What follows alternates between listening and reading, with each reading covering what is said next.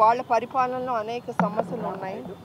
వాళ్ళు చేసిన తప్పుల వల్ల వాళ్ళందరం అవస్థ పడుతున్నాం.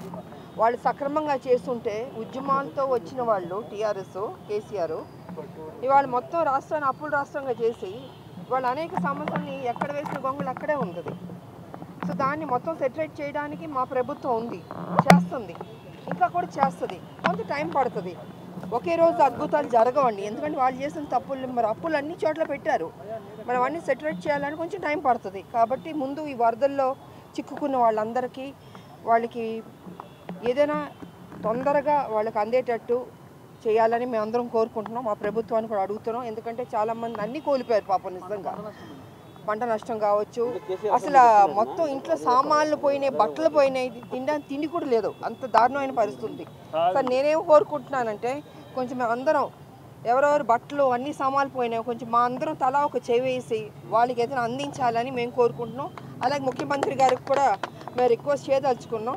కేసీఆర్ ఎందుకండి అసెంబ్లీకి రాడు? ఆయన ఎన్నుకున్నది అసెంబ్లీకి రావాలని కదా, ప్రజల సమస్యల్ని ప్రజల సమస్యల మీద కొట్లాడాలి కదా, ఆయన కూడా మాట్లాడాలి కదా. ఆయన ఫామ్ హౌస్లో ఉంటే దానికి అర్థం ఏంటండి? అసలు ఆయనకి ఇంట్రెస్ట్ లేదండి. సో టీఆర్ఎస్ పార్టీ టోటల్గా ఇంట్రెస్ట్ లేదు. వాళ్ళ బరదల్లో చిక్కుకుని అల్లాడిపోతున్నప్పుడు వాళ్ళ గురించి మాట్లాడాలి కదా, రావాలి కదా. ఏమి రాడు. కాళేశ్వరం కమిషన్ కొట్టాడు ఆయన. మరి ఎక్కడికి వెళ్ళిపోయింది ఇది? దాని మీద అంతేనండి. అసెంబ్లీకి రావాలంటే సిక్కు వస్తుంది, కాళేశ్వరం గురించి మాట్లాడాలంటే సిక్కు వస్తుంది. ఆయనకు అప్పుడప్పుడు సిక్కు వస్తూ ఉంటుందండి. సో సిక్కున్న మనిషి లేకపోతే చెప్పేమనండి, నేను అసెంబ్లీకి రాను, నేను ఎమ్మెల్యేగా నన్ను గెలిపించాను, నేను రాజీనామా చేస్తానని చెప్పానండి. That be better. వాళ్ళ పరిపాలనలో అనేక సమస్యలు ఉన్నాయి. వాళ్ళు చేసిన తప్పుల వల్ల వాళ్ళందరం అవస్థ పడుతున్నాం. వాళ్ళు సక్రమంగా చేస్తుంటే ఉద్యమాలతో వచ్చిన వాళ్ళు టీఆర్ఎస్ కేసీఆర్ ఇవాళ మొత్తం రాష్ట్రాన్ని అప్పుల రాష్ట్రంగా చేసి వాళ్ళు అనేక సమస్యల్ని ఎక్కడ వేసిన గొంగళి అక్కడే ఉంది.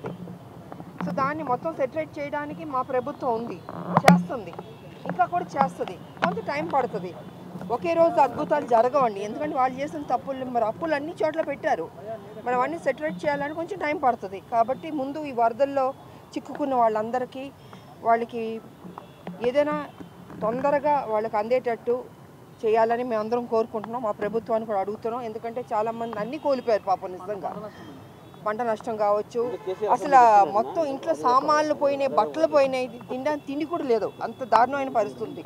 సార్ నేనేం కోరుకుంటున్నానంటే కొంచెం మేము అందరం ఎవరెవరు బట్టలు అన్ని సామాన్లు పోయినాయి కొంచెం మా అందరం తలా ఒక చేవేసి వాళ్ళకి ఏదైనా అందించాలని మేము కోరుకుంటున్నాం. అలాగే ముఖ్యమంత్రి గారికి కూడా మేము రిక్వెస్ట్ చేయదలుచుకున్నాం. కేసీఆర్ ఎందుకండి అసెంబ్లీకి రాడు? ఆయన ఎన్నుకున్నది అసెంబ్లీకి రావాలని కదా, ప్రజల సమస్యల మీద కొట్లాడాలి కదా, ఆయన కూడా మాట్లాడాలి కదా. ఆయన ఫామ్ హౌస్లో ఉంటే దానికి అర్థం ఏంటండి? అసలు ఆయనకి ఇంట్రెస్ట్ లేదండి. సో టీఆర్ఎస్ పార్టీ టోటల్గా ఇంట్రెస్ట్ లేదు. వాళ్ళ బరదల్లో చిక్కుకుని అల్లాడిపోతున్నప్పుడు వాళ్ళ గురించి మాట్లాడాలి కదా, రావాలి కదా. ఏమి రాడు. కాళేశ్వరం కమిషన్ కొట్టాడు ఆయన. మరి ఎక్కడికి వెళ్ళిపోయింది ఇది?